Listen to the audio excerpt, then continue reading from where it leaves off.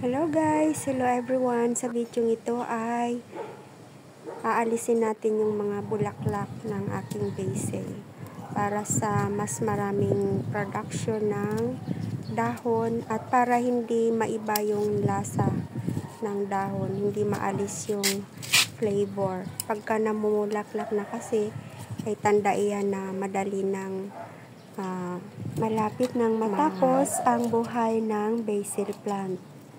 Kaya para ma-extend ang buhay ng basil plant, kailangang alisin yung mga bulaklak. Ayan. Gugupitin natin yan lahat guys. Kahit magaganda yung bulaklak, pero hindi yan makakatulong sa ating basil plant.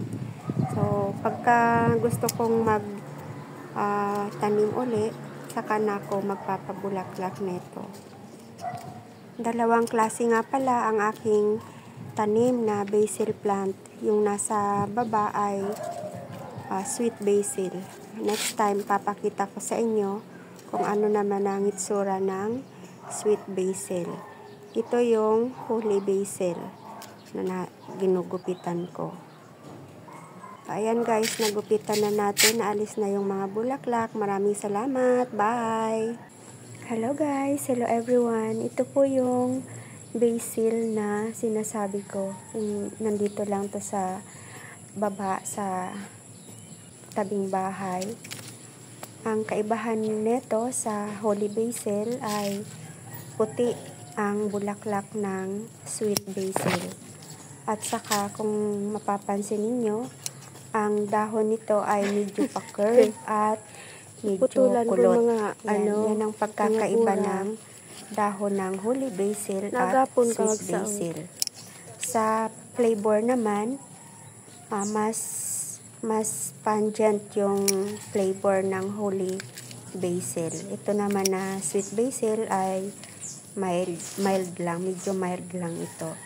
So, namulaklak na rin siya guys, kaya kailangan ko din alisin yung mga bulaklak para mag-produce ng mas marami pang dahon at para tumagal din ang buhay nitong sweet basil. So, ayun nga dun sa nasabi ko na dun sa unang video na kapag namulaklak na ang basil, sign na yan na malapit na yan na tapos yung buhay niya. Kaya kailangang alisin yung mga bulaklak para mapatagal pa yung span o yung para tumagal pa yung buhay ng basil plant. So, ayan guys. Yan ang kaibahan ng holy basil at sweet basil. Thank you for watching.